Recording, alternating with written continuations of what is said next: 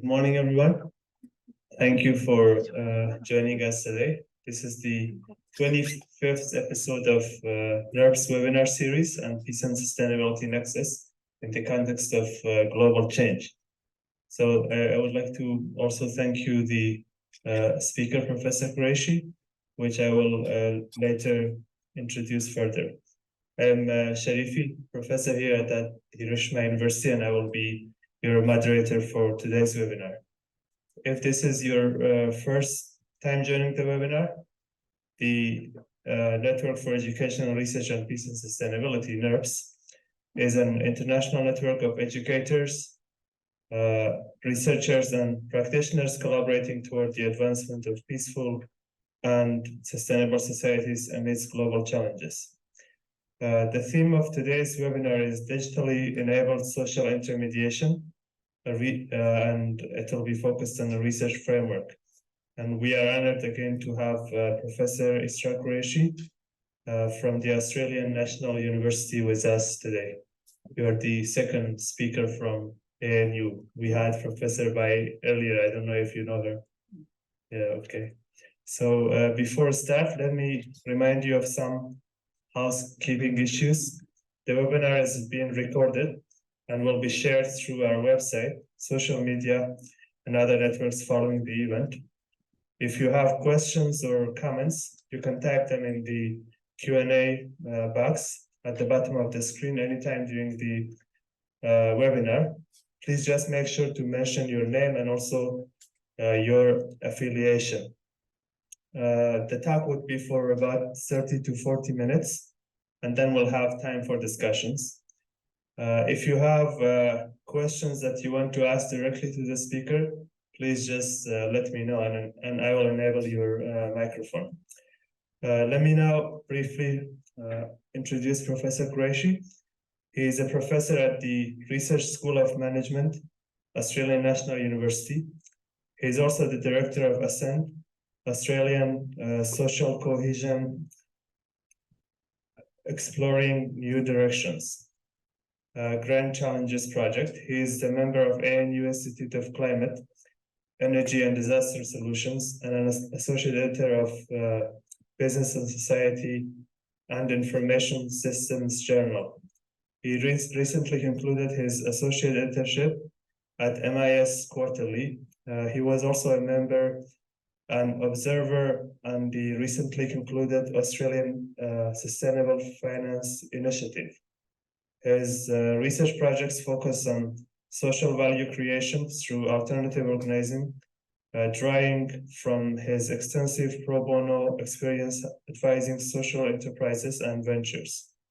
Isra's work highlights the potential of ICTs for social transformation, while emphasizing the need for inclusivity, sustainability, and also participatory approaches in ICT for interventions. He has extensively studied social intermediation and social entrepreneurship initiatives.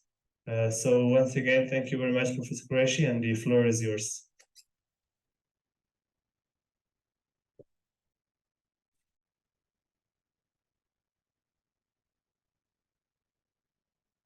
Thank you, Professor.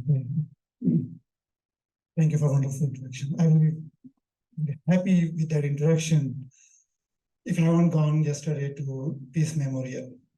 None of those things were new to me, though I have read about them. But experiencing that in this ground zero was a very different experience. And after a couple of hours of visit, I realized what I do is almost insignificant. It's nothing. None of my research can inform those things. None of my research can have any implication of things we have experienced and continue to experience everywhere in the world. So I feel quite insignificant person after the visit. Nevertheless, I will continue my journey of sharing my knowledge with you, however insignificant this knowledge is.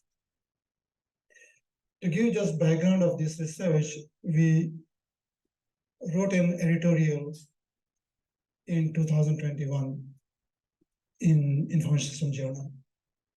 And that editorial was about how we can use digital technology to address various social issues. And as you can see in that particular editorial, we discuss if you are a NGO or social enterprise or socially oriented organization, and if you want to use ICT for addressing social issues, then you must have some agency. That means you should have external knowledge which is relevant. You should have external resources with you to bring to the communities. You must have reflexivity about what you can and cannot do. And you ought to have ICT expertise if you are bringing ICT-based solutions. By the way, I am quite cognizant that my accent might be very different than you are familiar with. At any point, if you don't understand me, please ask me to repeat. I'm happy to repeat multiple times if required. Continuing forward, not only that external organizations should have agency, but they should also be socially embedded into the community. What I mean by that, they should know local knowledge, local institutions, and respect them to the extent that help in implementing the solution. They should be able to leverage local knowledge and resources with external knowledge and resources. And then they should be cognizant of social structures in the community. No matter how advanced your solution is, if it's not aligned with social structure or it's not designed to overcome social structures, which way is important here, it will not succeed. I can give several examples based on my past research as we go forward. Then together those things we call embedded agency, that means a social enterprise embedded in the social community and also has knowledge and expertise. Based on those, they are able to identify problems, opportunity, where they can leverage technology to address social issues. Once those problems or opportunities are identified, then the question of how you implement digital project in the community. What we suggest based on our experience is going technology first is never going to succeed. As we know in multiple past projects, for example, one laptop per child is a famous example, but there are several others wherever an agency went with the idea of they have tool, they have technology, and now they can dump it onto the community. Those project normally fails fairly quickly. So idea should be social first. That means you first identify what is the social problem, what need to be done, and one of the solutions might be technological, not necessarily all of them. If you don't require technology, probably you don't need to use them. You can use local resources to solve problem. However, if you decide technologies need to be used, I'm discussing this in the context of resource-constrained environment. That means there are not enough resources. You must use technophysing approach. What I mean by technophysing is using a solution to solve a social problem or issues with bare minimum technology, which is sufficient for solving that problem. That means if you can simply use WhatsApp or WeChat-based information awareness project, you don't require a centralized platform-based solution. So if a simple WhatsApp WeChat-based solution can serve the purpose, much easier to implement those. Why? Because it's easy to maintain and manage the technology because people are familiar with that. You don't have to upgradation another thing. It works at the back end by the organization supplies WeChat and WhatsApp. And it requires less resources, less amount of resources. So if you're working in resource-constrained environment, technophysing is an approach to go rather than going for a very high-tech solution.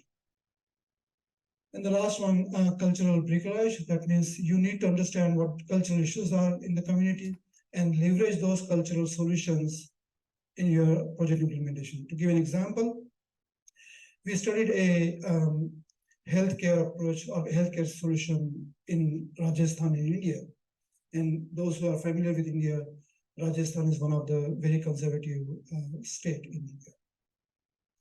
So they were trying to understand why most of the mother forget to get their kids vaccination, they realize, of course, there's a cultural issues and there's a lack of trust and other things, but also there was issue of not remembering the date for vaccination, because these people, most of those rural people cannot read and write.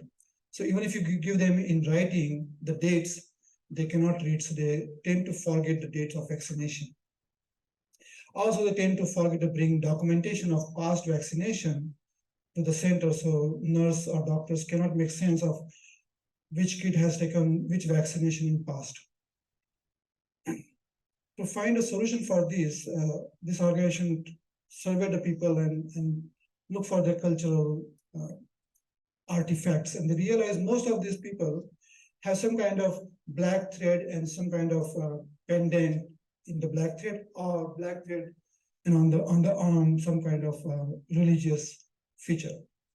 So then they develop and design a solution where it had a black thread but a pendant which had NFC chip onto it. So because culturally these people are normally used to wearing those cultural artifacts, it was easy for them to wear the black thread either on their neck or on their arm. And normally they don't remove that black thread because it's a cultural symbol. And if you embed NFC into that, that means you know exactly which kid has taken which vaccination. And when they come to a healthcare center, you can simply read the device and know the past history of vaccination. So here, using the pendant and black thread is a cultural bricolage of using technology more effectively. And obviously, if you want to implement a project, you want to scale them up so that you have bigger impact or larger impact. However, in the social context where we are looking for resource-constrained environment, we have to remember scaling can be done multiple different ways. And of course, I won't be able to cover all those aspects of scaling. You can read the paper where there are 6 different ways of scaling up. But I'm trying to highlight here one important point. Whereas in a commercial organization, scaling is important for economic of scale, so that your per product cost is lower if you produce large. Assumption there is that people have very similar choices or finite number of choices, and you are able to scale up without changing your product design a lot. In social context, each community, if you're going to a remote area, can be very different. So if you want to scale up very fast, you have to learn cultural aspect of several communities simultaneously, which can be either very costly, time consuming, or difficult to succeed in multiple different communities. So what we think here, scaling the idea is important than scaling the organization for social issues. To give an example, Grameen Bank is not famous because it's the largest microfinance bank. It's not by any measure. Grameen Bank is famous because they were able to share all their secrets with anybody in the world. For those who want to implement those initiatives, can implement as per their requirement in their context. So here, microfinance idea grew very fast across the globe, not necessarily Grameen Bank. Right? So when I say scaling the idea, if you're a social organization, if you found a solution, it's important for you to share that solution with other people so that X person in different community, in different context, can customize it much better than you can customize for that community. Right? So if there are 10 different communities here, if I'm successful in my community, if I share it, these people can get the basic idea, then customize for their own community. They can do it much faster, much better than I can do it, and implement those solutions. So scaling is important, but scaling the organization is not important. Scaling the idea is important. And then there are other 2 points which are important. You can collaborate. So I don't have to be everywhere because it's difficult for me to be everywhere and understand every other culture. I can collaborate with other NGOs, other social enterprise in those communities so that they can implement this solution to different communities. Or you can use ecosystem approach. So that means a community might have multiple different issues or problems. You can find a group of people or group of organization which can tackle different issues from their own perspective.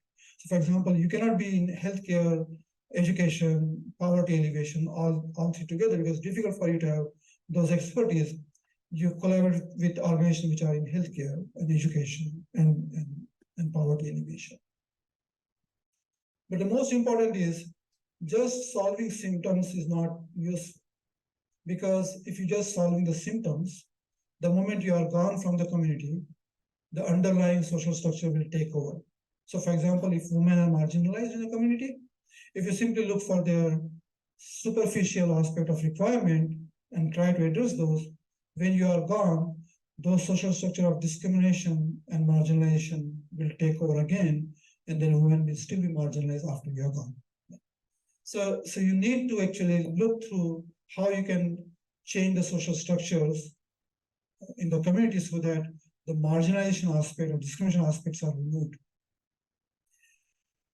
That doesn't happen, as you know, in 1 year, 2 years, or 5 years. It requires much longer engagement with the community in decades to change those social structures. So that means a social enterprise should stay much longer in the community to be able to address the social issues. So this was our editorial in 2021. As you can see, there are several issues in this model. It doesn't tackle it through theoretical lens, first of all. So it's a theoretical, it's an interesting framework, but not theory-driven. It also doesn't give you idea about how to identify whom to help or which benefit to choose from. Right? So to address several of those issues, we engage into a literature review of past research in the last about 20, 25 years, and try to see what literature has missed or what literature has contributed. So we realize that most of, and I'm focusing on ICT for development field here.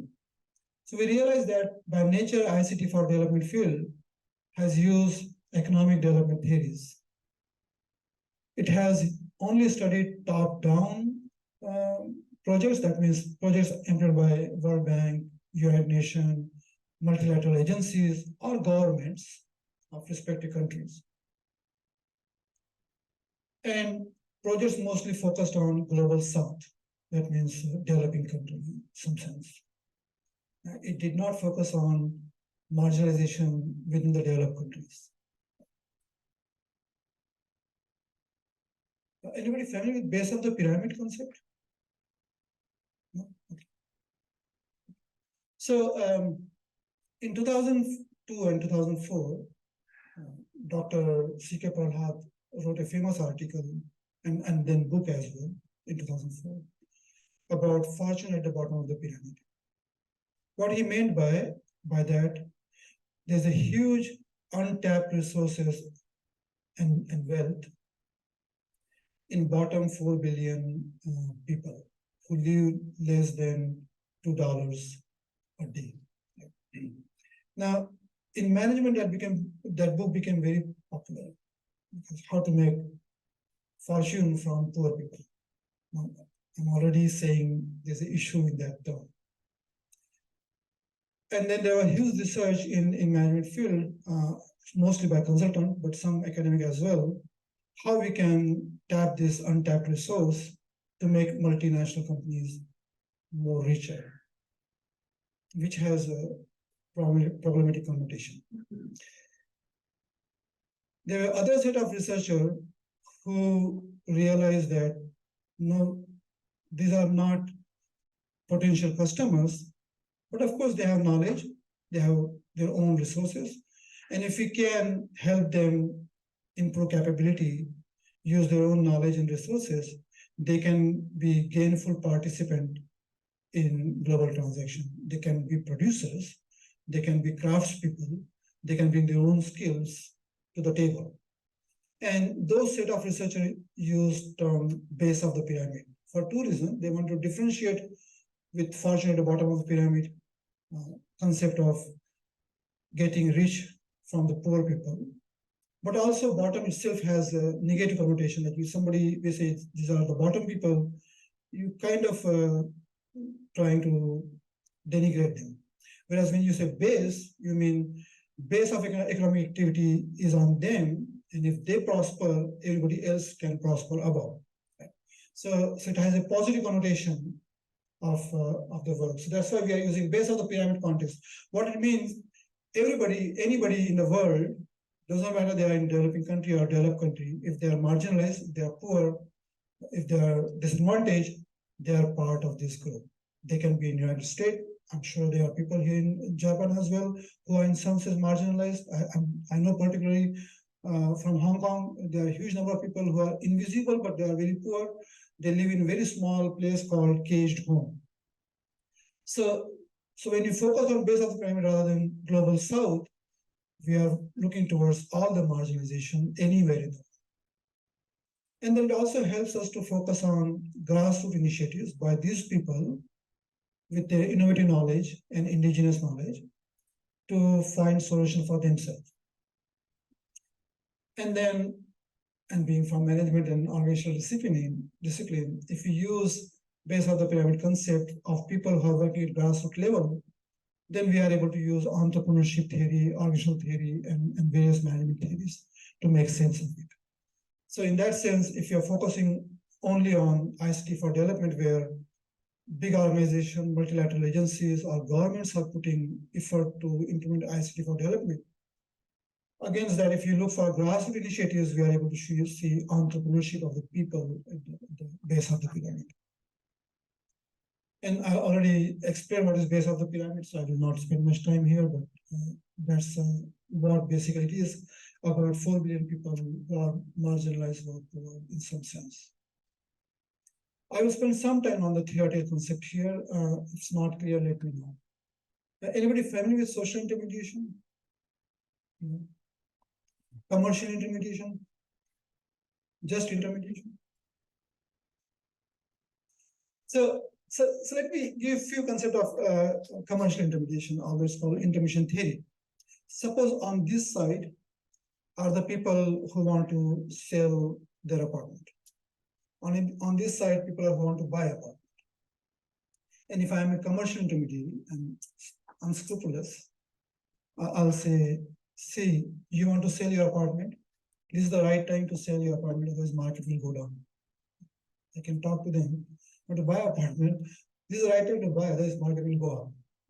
As long as these two parties don't talk to each other, I can make the transaction happen and I can keep my commission. Right?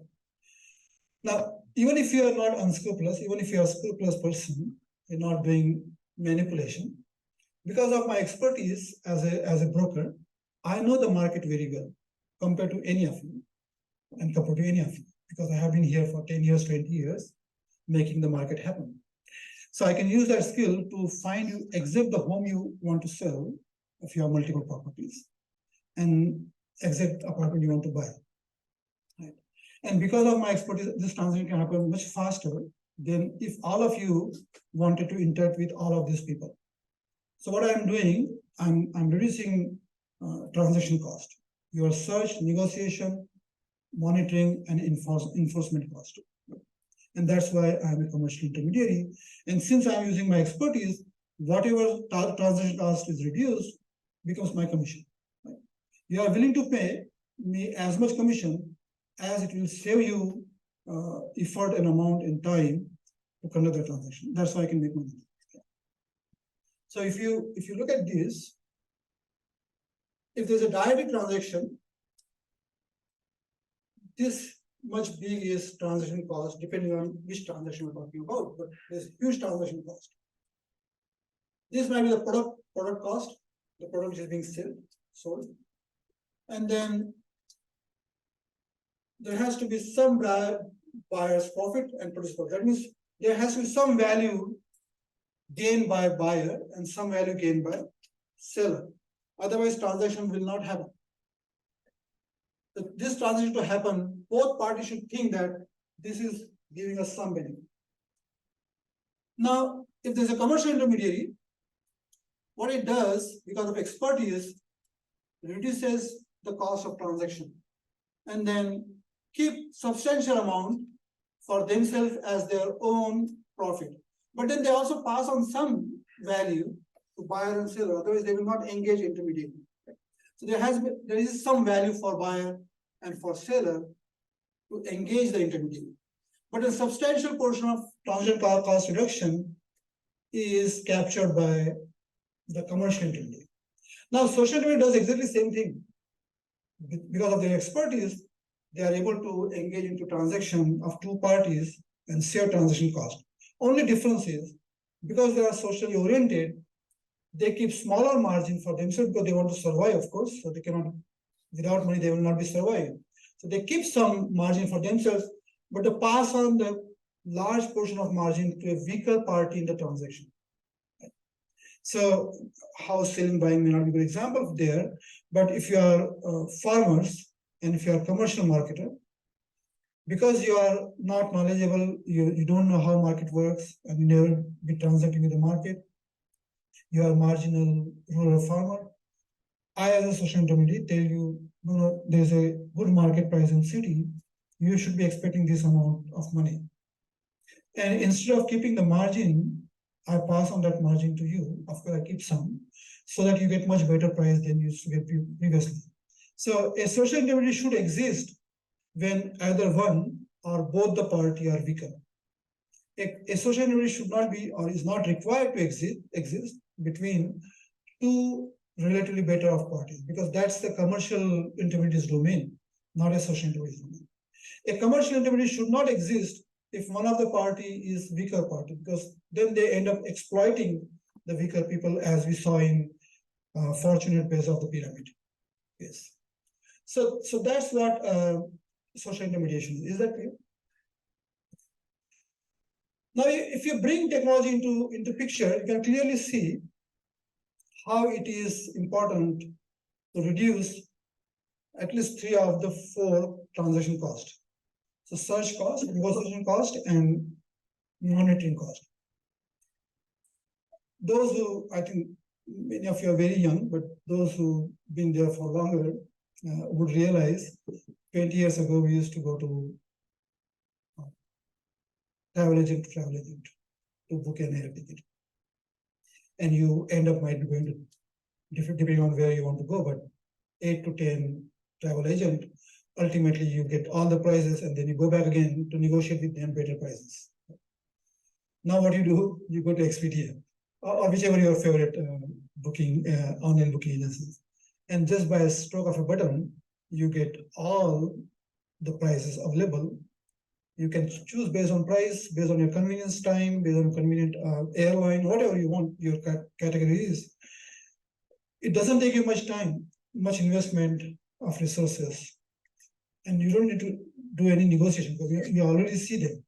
So your search cost is 0 almost. Your negotiation cost is almost 0. Okay. Now, enforcement monitoring cost might be difficult because you book an airline and they cancel the flight. You can't do much about it. In some country you can bring them to court, but not much. So monitoring cost can decrease depending on which product you are looking into. So for example, if you're looking for online monitoring of certain things, you may be able to write some application and that might help you monitor online. So for example, you can, if you don't want to book now, you can set up a query and then it monitors price for you, and then you can decide much later about what price you want to go into. So there are some decrease in cost in monitoring as well. The fourth one, enforcement cost, is probably most difficult to use technology to address. Maybe AI might help in future. So if your party default on you and you want to penalize them, you have to go to courts. And when you are in the court, no technology helps you. The lawyers are there and they take over. Right? So it might not decrease the enforcement cost, but other costs can be decreased, especially search and negotiation cost. So that's how you can use technology, leverage technology to implement social intermediation by reducing cost of transaction. So we studied past literature, and this is semantic should be part of every paper, so it's there. And we use bibliometric analysis to understand what's in the field. We found various categories of research being done, various area of research, and various intellectual structure underlying the digital development field. We also interviewed, and this is much older version of it. We have much larger data now. Now we have 51 practitioners and about 23 academics we interviewed, but the results here only include 25 practitioners, 13 academics. And the themes we identified based on these interviews are lack of contextual local needs. So most of the research, basically, they don't contextualize what local we need. They basically have solution available, and then they look for which community they can implement solution. So for example, you might have wonderful idea about a particular platform-based initiative, and then you look for which community I can implement this platform-based initiative, rather than first looking at communities, asking them what they need, and then designing a solution.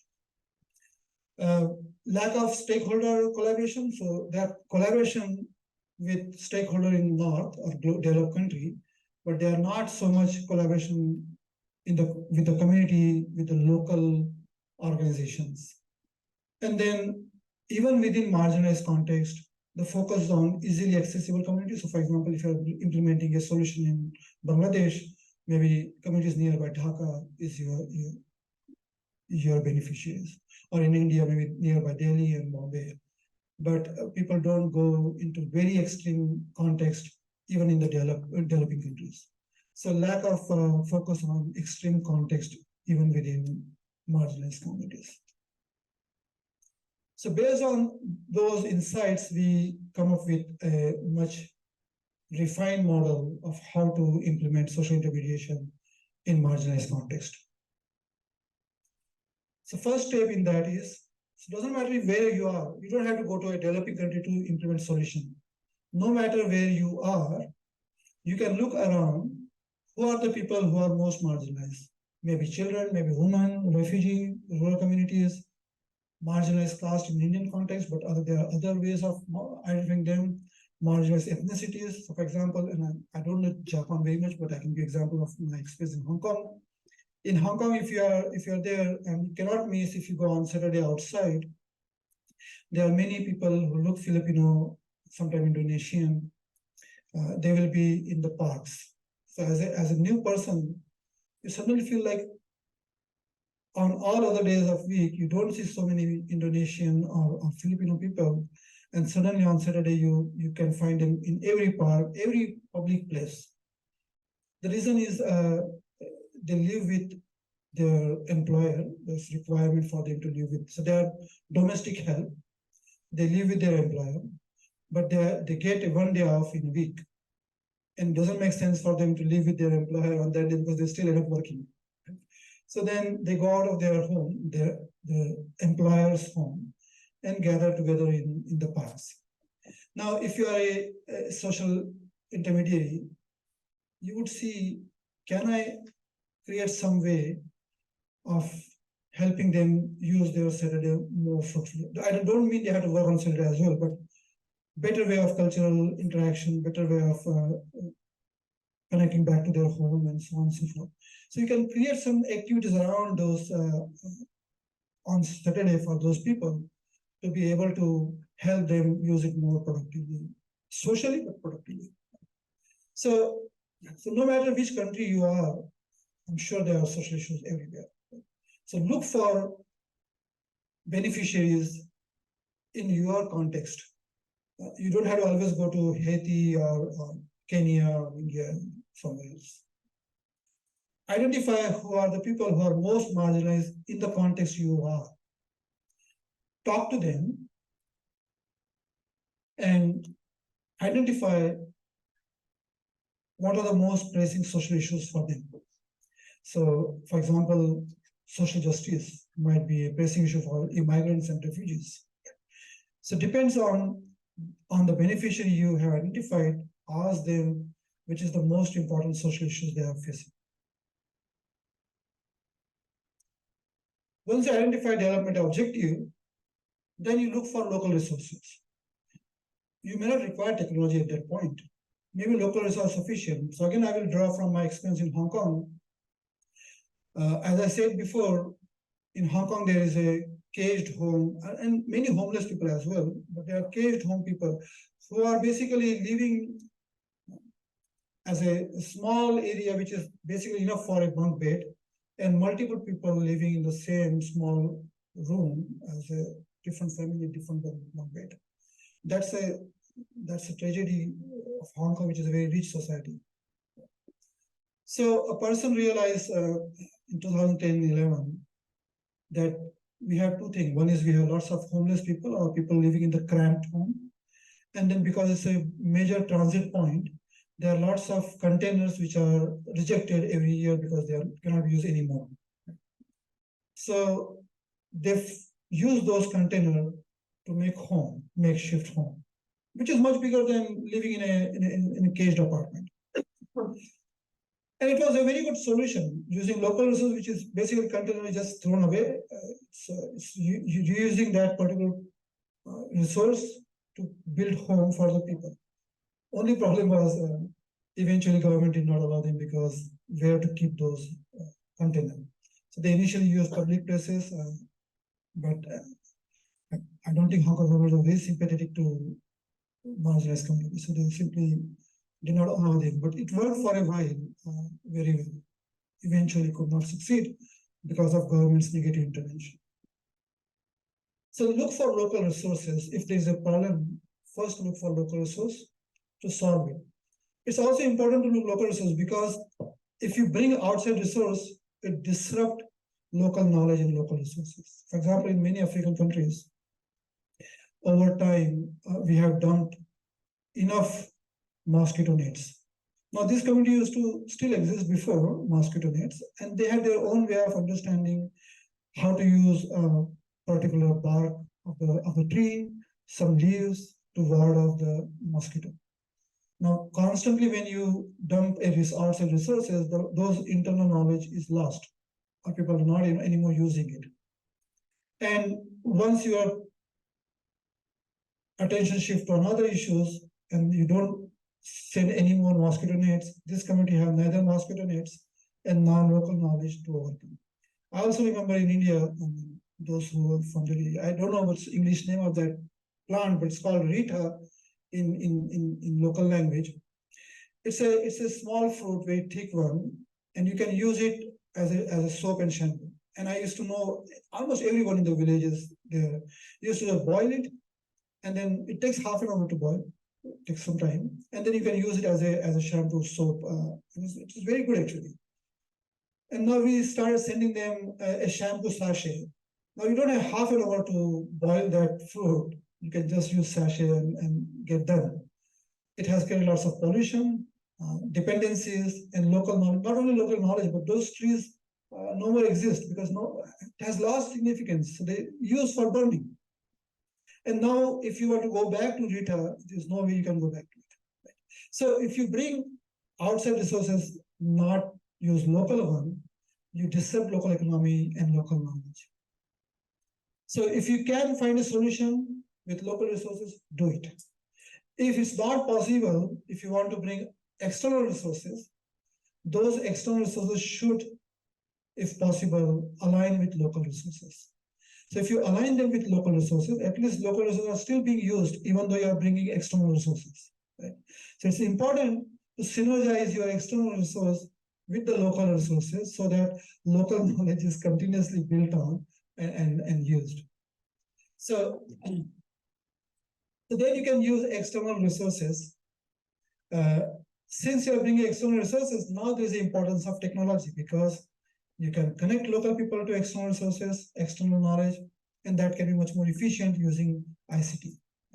So then the question of using ICT. Again, if you are using ICT, you should not always default to high-tech solution for multiple reasons. First, high-tech solutions keep on upgrading very fast. They are not stable, You have to always keep on chasing the technology as new technology develops. It's costly for people to afford it. The local skills may not be aligned with the high-tech solutions. So they won't be able to use it. Just to give an example, and I'm fairly aware that this is being recorded. When I did my master's from IIT Bombay, which is is a top institution in India in technology. And it's a very old time, 1991. And I used to write program then in BASIC, in Fortran, COBOL, those languages nobody uses now anymore. And I had slightly good skill in writing programs. So one day my head of department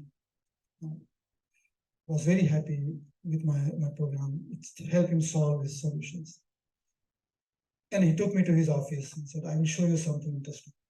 And I thought, with expectation, I was looking. And remember, I was working on Unix machine with a client terminal, centralized mainframe computers of those days. Took me to his office and he opened a very strong cabinet, multiple locks. And he showed me Apple computer during those times. And I was surprised. What I said, what is doing here? I said, no, it's a very advanced machine. Nobody should use it. It is being gifted to me by some international agencies, and it's a gift. So this is a professor of IIT Bombay, which is a top technological institution in 1991, who didn't know how to use Apple computer then, and didn't want it to spoil it. It was kept in the cabinet as a trophy. Now you imagine you bring high-tech solution to marginalized communities in the rural India and expect them to use it. It's very high expectation. You expect a rural community to use your high-tech solution. And that's what happened. Most of the NGOs, international NGOs, have huge fund, huge money, and they have CSR funding to spend those. And if I'm a Microsoft, if I'm a computer producer, of course I will send my product because make it easy, my product become more popular. I don't care about whether the people there are able to use it or not. And that's why we have computers in a place where there's no electricity. Doesn't make any sense. Sending computers to communities who don't even get electricity. So what I'm saying here is, by technofizing, you use technology which is just enough to solve the problem rather than using high-tech solution. And I already explained how they can help in social intermediation, but then it should also help in social value creation. So if I have two options, one, I use my traditional way of physical interaction and physical transaction, and one is a technological solution which requires me to read something more, learn something more. If there's not huge value jump between those two, I will continue to use this. Makes sense, right? If you can use Excel old version, you will not jump to new Excel version, even we. If you have to switch between Teams and Zoom, if you are used to Zoom, you will continue want to use Zoom, not to shift to Teams, even though they are not very different. Right? We all have tendency to use what we are familiar with. Why would we expect any different from the people who are in marginalized context? Right? So that means if you are implementing IT-based solution, it has to be substantially high value than existing solution. Otherwise, people will not use it. And it doesn't have to be, again, high-tech. Right? So for example, in West Bengal in India, my colleague, my friends, my co-authors worked on. They realized this was the indigenous community, very traditional, and they have been producing artifacts from centuries, but they have not been engaged with a commercial intermediary or people who are in urban area. So they used to still produce artifacts which were not being used anymore because, for example, they used to make pen stand, which we don't use pen anymore, so we don't have much demand for pen stand. So this organization helped them see the urban environment through video link and see the use of cup people are using. So these people have never used the cup because they were not coffee drinkers or tea drinkers. So for them, it was not intuitive to think of how to make cup. But once they saw people drinking something from cup, it was much easier for them to simply put a handle to pen stand and make it a mug. It's not rocket science, right? So just an awareness using technology connectivity through video had a huge value addition jump to their product. So if you are using technology for value addition, it has to be a jump in value addition for people to use it. And then finally, about sustainability and scalability, more stable technology you use, more tried and stable technology you use, more longer it can stay. If you use technology which is unstable, beta version, or those which are still emerging, people have to, either you have to upgrade it or people have to learn it. So if you are going to implement something in the community, make sure that it's easy for them to understand, to manage themselves and maintain themselves, so that you are no more required in the community after a few years. If you always require to be in a community, it's not a sustainable solution, because they are dependent on you and you need to always be there for helping them. So that's pretty much. And finally, and how much time I have? So, 5 minutes. Oh, okay, I think I'm sure I'm good. So I will draw my research here to give some idea of conceptual part, and then we'll come here. In 2013, we published a paper in Journal of Management, and it was about the charities in Canada. We started with 85,000 charities data in Canada. So if you are a charity in Canada, you still need to have fill the tax return. Although you don't pay any taxes, but you still need to file a tax return. So we had data for 14 years of 85,000 charities who are based out of Canada, work globally. Because of missing data and other issues, ultimately we reduced to 15,500 charities over 14 years data. And our curious question was how much they spend on social mission versus how much they spend on administrative cost. I will not go into the detail of the figures, but we were surprised how much they spend on administrative cost. We were expecting much lower number, and we found a much higher number. So we went through different type of charities. The one who work in only one area of activity, like for example, healthcare, and only one region, geographic region, versus those who work in one area, multiple geographic region, versus those who work in multiple different domains, areas, and single geographical location, versus those who work in multiple domain and multiple geographic regions. So there are 4 different categories. And we found out that those who work in one geographic area and one domain spend very, very less on administrative costs versus their social mission.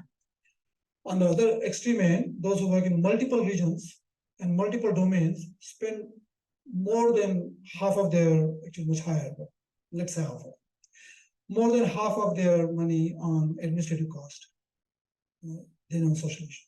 Why? If you are working in one region, you can gain expertise in that region about cultural hospitality. If you work multiple regions, you have to have people multiple linguistic ability, multiple knowledge, so on and so forth. If you're working in multiple domains, you have to have expert in education, health, poverty alleviation, and these experts don't come cheap. Right? You pay a lot to them. So over time, if you're working in multiple domain, multiple geographies, you spend lots of money on administrative costs, then social issues. So from that, we come to conclusion here that if you identify a beneficiary, one area of development, you are much more efficient. You work on that and be expert there. If you have fulfilled one requirement in one community, because you understand community very well, you implement another solution to solve other social issues in the same community. If you have solved all the problems of this community, which is rare, but if you do, then you go to another community with that set of knowledge and implement there. So that's what we are saying here. Are the development objectives, all the objectives met for the beneficiary? Not, then go and identify another development objective for the same beneficiary. Once you have solved all the problem of that beneficiary, go and identify a new set of beneficiaries. So for example, doesn't have to be different geography. You work in this area, you addressed education, go for health because education might be creating better health awareness. If you solve the problem of children, look for women's issues in the same community. Right? So beneficiary can be the same community, doesn't have to be different community, but can be different community as well. So that's what completes this model. I have lots of research questions, but that's not important.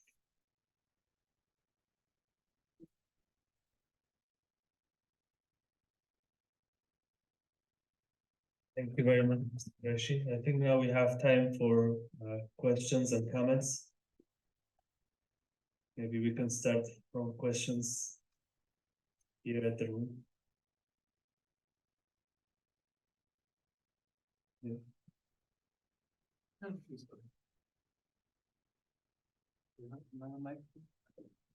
Thank you, Professor, for your wonderful talk, and welcome to Hiroshima University. Just listening to the examples that you have given from the ground, I assume that there's so much collaboration with different disciplines. Like, it's quite difficult to understand what communities actually, or the belief system of the communities, if you don't have that anthropological lens, for example. I'm just curious, how is your experience working with researchers, maybe practitioners from different disciplines, and if there were tensions, how were you able to somehow address that? Thank you. I wish we were not recording.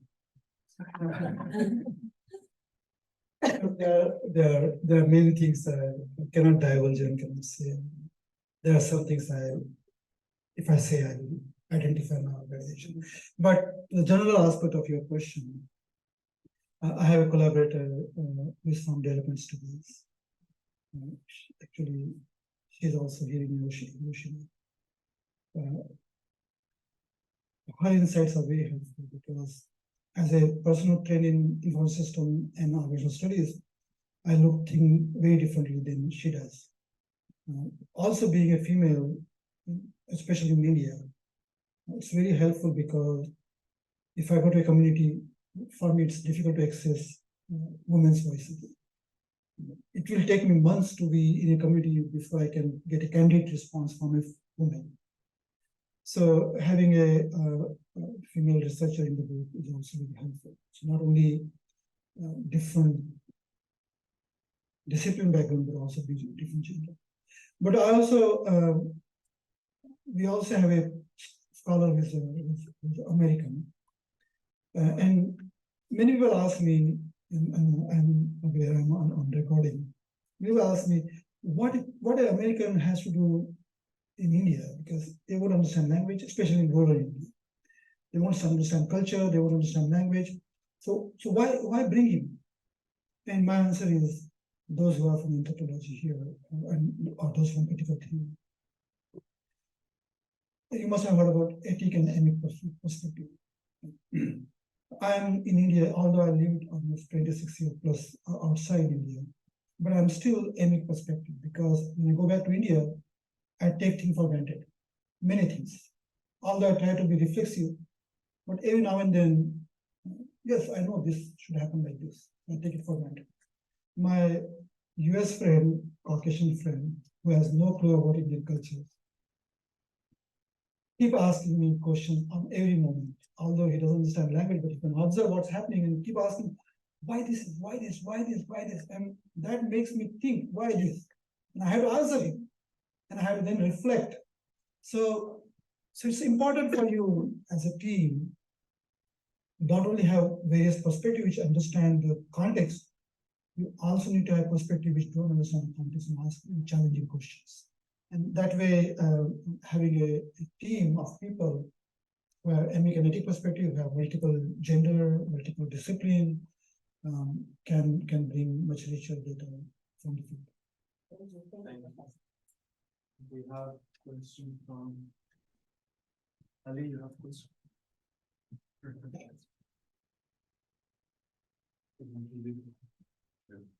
Hi, thank you. My name is Ali Krazi. I'm with NERPS, also the IASA in Austria. Yeah, my question is, in your research, have you come across an instance where digitization has increased transaction costs or led to a digital dystopia? My own personal experience dealing with airline tickets, it used to be these software and companies used to be more on the side of the consumers. But in recent years, we see more and more that these digital technologies are being used to service the companies more, and you see the transaction costs being increased and different price tactics and whatnot are being used against the average consumer. Thank you. Yeah, that's true. Good question. I would be surprised if this question was not there. So by no means I am ICT evangelic. No, I'm not. I'm quite aware of negative aspect of ICT, and especially in commercial world, as you rightly said, it monopolizes, create monopolies for bigger organizations. It squeezes the margin from the supply. Or you can take multiple different examples where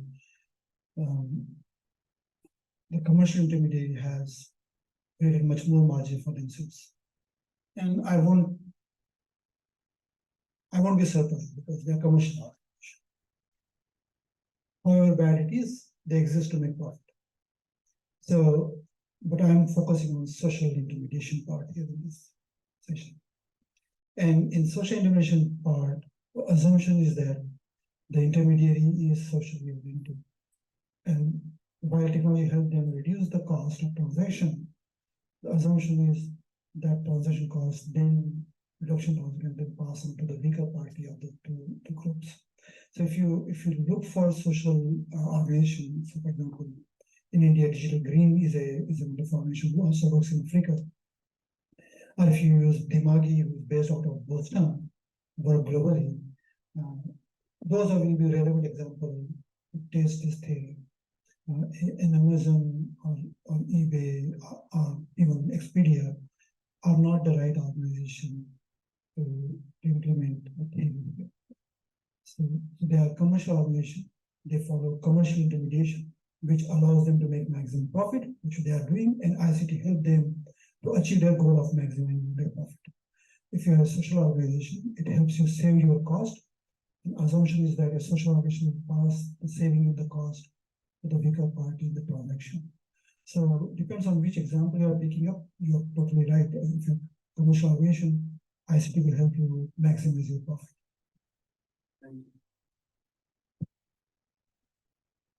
Thank you. Rohan Jones from the master student from the economics program here at Hiroshima University. Thank you very much for the great presentation. I kind of learned a lot.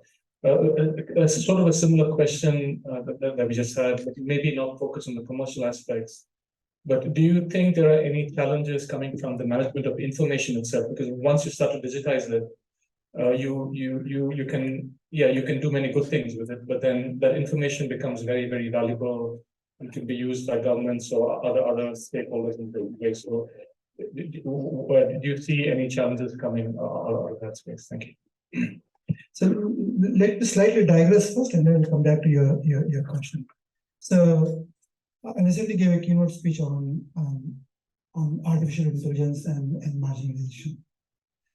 So if I'm implementing a AI-based solution in the marginalized communities, the problem would be if you see the global map of IP address, and there's a wonderful, if you Google image, there's a wonderful image which shows you based on the intensity of IP addresses being connected to internet. It highlights it in different colors, and red colors being the most, and then there are blank areas, including in Australia, central part is totally blank. So what it tells you, what being contributed to internet or social media or public domain online blogs is being mostly contributed by the developed area in the world. And if I train my AI software on that internet data, it's going to be more relevant to from where it's being contributed. And if I use that AI solution to marginalized communities, either in developing or developed world, who have not enough contributed to the training data, my suggestion and solution for that community are totally off. So if we don't think about, I'll come back to your question. If we don't think about how we are using the existing data, in which way and for whom, we might end up bringing solutions which are totally irrelevant. Now come back to you in terms of data rights and data ownership. So even as people, how many of you, when you download software, it says, read the license agreement and then accept. How many of you read it? You just say accept, right? So even as educated as we are, as knowledgeable as we are, we don't read the agreement and just say accept. Expecting marginalized group to understand the technicalities of data sharing and data use and data right is a very high expectation. And that means they are at much worse equation than we are in terms of their data being manipulated or misused. So that's why there is a concept being increasingly becoming important about data privacy. Have you heard about